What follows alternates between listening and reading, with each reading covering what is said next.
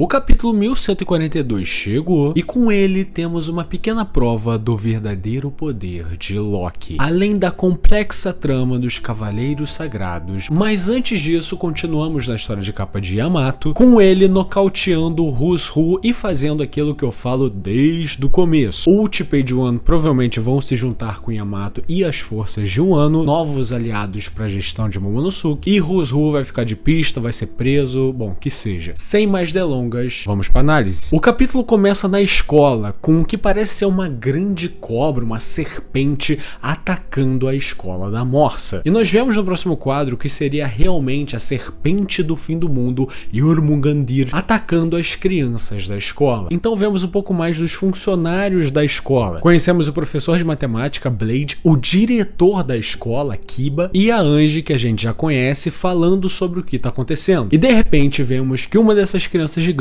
vai ser devorada por essa serpente misteriosa. Porém, o diretor da escola se impõe e com um grande martelo simplesmente isola a grande serpente. E logo atrás dele vemos Jaguar de Sol carregando um soco e falando Kimatsu, concluindo com Shiken. Algo como o punho da ambição, nocauteando e neutralizando por completo a grande serpente. E um soco de haki de armamento, que faz sentido, já que Jaguar de Sol era um vice-almirante da marinha. E se vocês não lembram, para você chegar ao posto de vice-almirante, você tem que obrigatoriamente manifestar e controlar haki de armamento e observação. Logo, faz extremo sentido Sol ter o haki de armamento. Então nós vemos os dois heróis da escola, o Jaguar de Sol e o diretor Kiba, que agora temos a informação que ele fazia parte dos piratas guerreiros gigantes, provavelmente na época de Jarou ou do Dory Brog, mostrando que essas lendas do passado que um dia aterrorizaram os mares e estão vivendo em Elbaf em profissões entre aspas normais, seja pelo que a mãe Carmel fez,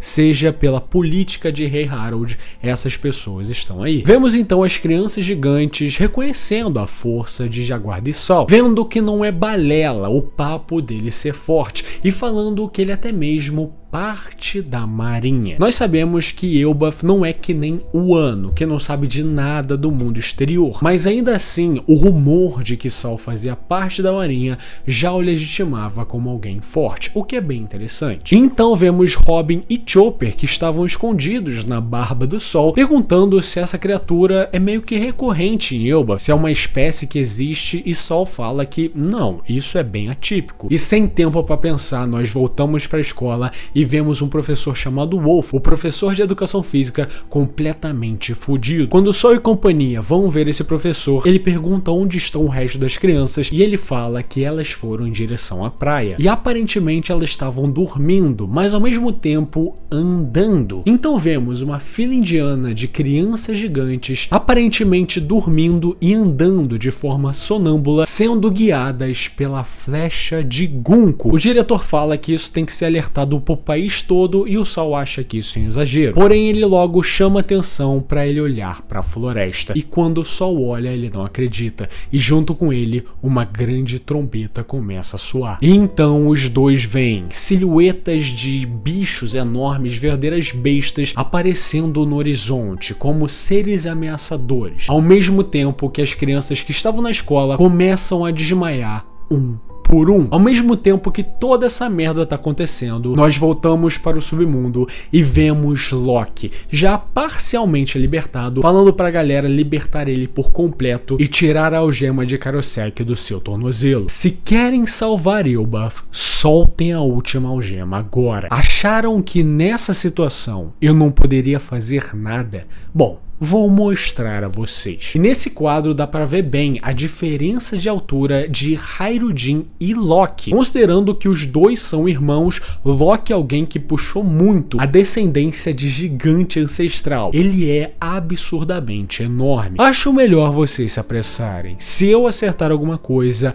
algo vai ser destruído. A chama irá se espalhar. Vocês sabem qual é a fraqueza de Elbaf, não sabem? E no último capítulo ficamos sabendo que a fraqueza fraqueza de Elbaf é raio e fogo. E vemos Loki dar uma porrada com o seu grande martelo, com Hyrule implorando para ele parar, mas é tarde demais. Com isso vemos que o martelo de alguma maneira puxou raios em direção à ilha de Elbaf, e com isso obviamente começando um incêndio. Agora podemos ver com certeza que esse martelo não é algo convencional, mas eu acho seguro dizer que ele é o Mjolnir de One Piece. É um martelo que estava do lado do Loki, dando a impressão que só ele poderia empunhá-lo, e um martelo que chamou Raios, que é o domínio de Thor, o deus dos trovões. Mas o que isso significa para o mundo de One Piece? Eu acho seguro dizer que esse martelo devorou sim uma Akuma no Mi. Porém eu não faço ideia do poder que essa arma teria. Mas com essa descarga elétrica caindo dos céus e esse martelo sendo usado, eu acho que lá do céu o deus da eletricidade de verdade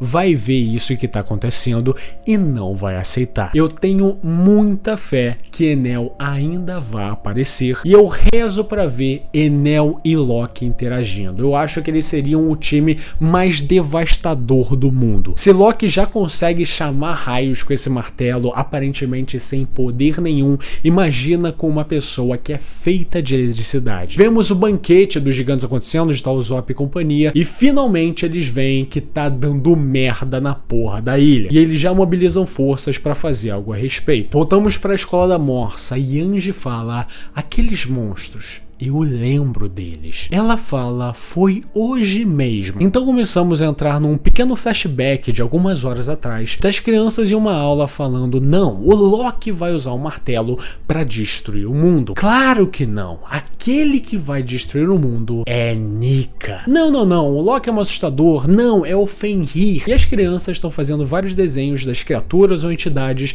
que elas acham que vão destruir Elbaf. Tudo aquilo são as coisas que as crianças imaginam quando pensam em medo. Então vemos essa arte incrível. Este é o mundo mais temido pelas crianças. Vemos então o que parece ser um urso meio bizarro, um grande dragão, uma ave bizarra que parece a fruta do Marcus Mars, o que parece ser Loki, mas empunhando espadas, um grande lobo, acredita-se que é algo como Fenrir, o que parece ser Zeus ou Prometeus da Big Mom, fantasmas e espíritos e obviamente Nika, tratado como se fosse uma força do mal, o deus da destruição. No arco de Elbaf estamos vendo cada vez mais essa parada da imaginação das crianças ter muito valor. Ripley diz pra nós que o mural de Elbaf que quebrou a internet algum tempo atrás era o que parecia ser o sonho de uma criança, o que fez muita relação com o sonho do Luffy, blá blá blá. E agora nós vemos que essas formas bizarras são aquilo que as crianças imaginaram. Nós estamos vendo que a cada capítulo que passa, a imaginação fértil das crianças não pode ser subestimada. E na verdade, é essa imaginação, são esses sonhos e pesadelos que vão definir o que vai acontecer nessa ilha. Vemos quem está causando tudo isso, com o Kerrigan falando, ufa, tudo pronto. E vemos Sommers falando pra ele, bom trabalho, como se realmente ele foi o cara que fez tudo isso. Kerrigan fala que o limite dessas formas é até os pirralhos chegarem ao navio. Vocês acham que eles vão conseguir pegar eles de volta até lá? Vemos então que esse cavaleiro sagrado, que todo mundo tá falando que tinha poder de raio, poder do caralho de asa, aparentemente ele tem um poder relacionado ao que parece ser sonhos, memórias ou pesadelos, lembranças, que seja. Há uma teoria muito, mas muito antiga de One Piece que fala que Nerona Imu teria na verdade o poder do pesadelo. Vegapunk fala pra gente em Egghead que as frutas do diabo foram criadas pelo sonho das pessoas. Elas desejaram aquilo e por isso as frutas surgiram. Por isso Imu seria a antítese de todo esse sentimento. Ele seria a força que representa o pesadelo. Mas aparentemente Kerrigan que tem esse poder. Vemos então o Sommers reagindo a essa parada de, pô, será que eles vão conseguir tomar as crianças antes? Com ele falando que o amor é algo que machuca ao ser machucado. E ele conclui falando, ei Gunko, por acaso você tem medo de alguma coisa? E o último quadro do capítulo acaba com ela falando o seu maior medo. Nika. E galera, isso é legal pra caralho. Primeiramente, eu tenho que dizer que eu adorei a forma que os Cavaleiros Sagrados estão agindo aqui em Elbaf. Eles estão sendo extremamente inteligentes e fazendo com que as crianças dancem a dança deles. Eu tinha muita dúvida de como os Cavaleiros Sagrados iriam agir e eu tô muito feliz da forma que eles agiram nesse capítulo. Porém, é óbvio, Gunko falando que ela tem medo de Nika fornece pra nós combustível para muitas teorias. É um pouco nebuloso demais a gente saber o quanto que Imu influencia na sociedade dos dragões celestiais e o quanto de autoridade eles têm de fato. Sinceramente, eu tenho muita dificuldade em imaginar que o São Charlos saiba quem é Nika. Eu acho que esse tipo de conhecimento está restrito aos Cavaleiros Sagrados e aos Gorosei, que são os dragões celestiais mais fodas e que têm contato com Imu-sama. Nós sabemos por um fato de que realmente os dragões celestiais têm meio que uma lenda urbana sobre o clã D. Que, nossa, se você não fazer seu dever de casa, um dia vai te pegar e o caralho. Os dragões celestiais têm essa loira do banheiro em relação ao clã D. Mas em relação a Nika, eu acho que é completamente diferente. Porém, pelo fato deles conviverem com escravos e a gente saber que Nika é um deus dos escravos, eu fico imaginando se esse não é um nome que eles saibam por osmose. É aquela parada, né? O opressor nunca quer ser o oprimido e nunca quer sair do seu lugar de opressão. Ele sempre quer ficar em cima. E quando existe uma entidade que promete liberdade àqueles que você oprime e provavelmente lidar com esses opressores de uma forma ou outra, é óbvio que esse vai ser o medo primordial. E eu gosto muito do que o Oda tá fazendo aqui. A gente tá vendo literalmente no mesmo capítulo Nika ser retratado como deus da destruição, na qual crianças gigantes têm medo, ao mesmo tempo que ele é basicamente o poder de um moleque atualmente, que é o Luffy, que vê Loki com grande tremor, ao mesmo tempo que ele é uma entidade libertadora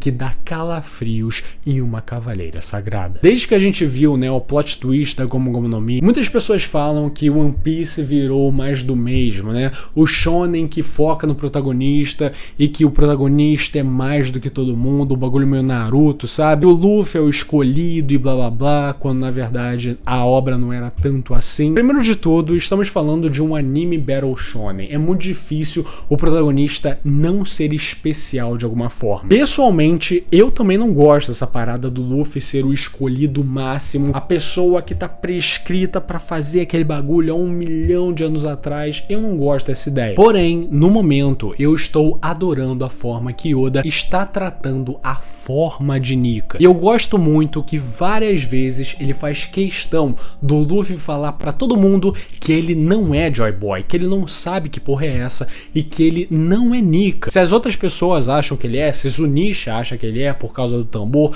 se o MF acha que ele é, foda-se. Desde o começo ele deixou bem claro: eu sou Monkey D. Luffy, a pessoa que irá se tornar o rei dos piratas. Essa é a parada desse personagem, nada mais, nada menos. Por isso que eu fico tão interessado em ver como o mundo reage a essa entidade. E isso é uma coisa que estamos vendo exaustivamente em Elbaf e eu tô adorando. E é óbvio que com Loki se libertando e causando caos em Elbaf, provavelmente a galera vai tirar ele da última algema que falta e ele vai causar o verdadeiro caos nessa ilha. Eu quero muito que ele simplesmente dê um pulo e vá correndo para Gunko, que fudeu ele de verde e amarelo. Eu acho que ia ser animal a gente ver esse gigante absurdo contra os Cavaleiros Sagrados já no próximo capítulo. Sinceramente, eu não acho que Loki vai atacar os gigantes, vai atacar Elbaf de fato, mas eu quero muito ver o que vai acontecer quando o Jaru encontrar com ele.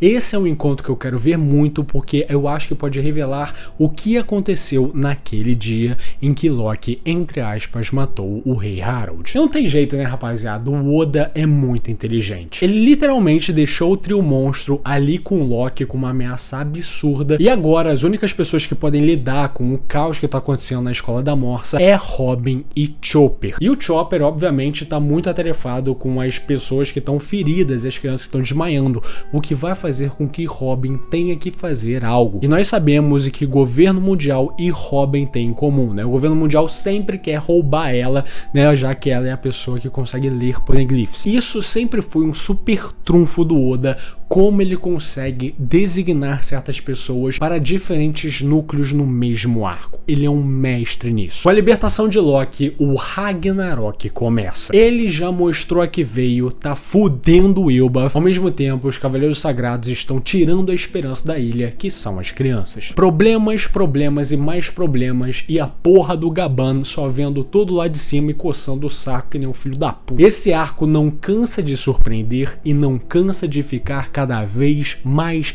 e mais dinâmico, com a gente tendo a certeza que provavelmente ele não vai durar muito. É capaz que a gente veja o que vai acontecer com o Loki, essa resolução dos Cavaleiros Sagrados, e logo depois já vamos sair dessa ilha. Como eu já disse em todas as análises que eu fiz até aqui, já começamos com os dois pés no acelerador. Logo, essa não é uma ilha que nem um ano, que a galera vai ficar aqui descansando por uma semana, um mês, o caralho. Como eu venho dizendo, a saga final não tem esse nome à toa. E Oda tá levando muito a sério essa parada de saga final ser realmente algo que se traduz pro final da obra. Mistérios sendo respondidos, ao mesmo tempo que muitos mistérios sendo apresentados, personagens e níveis de poder nunca antes vistos, e mais hype. Ser fã de One Piece tá rendendo bastante. Se você chegou até aqui, meu muito obrigado. Lembre-se sempre, curta, comenta, compartilhe e se inscreva no canal, isso me ajuda demais. Se você tiver pelo celular, dê uma hypada pra me ajudar. Um agradecimento especial para Guilherme Paiva, Alisson Rodrigues, Atuza Bolini, Guaxinim Gamer, Brunzariela, Rian Charles, Buruburu,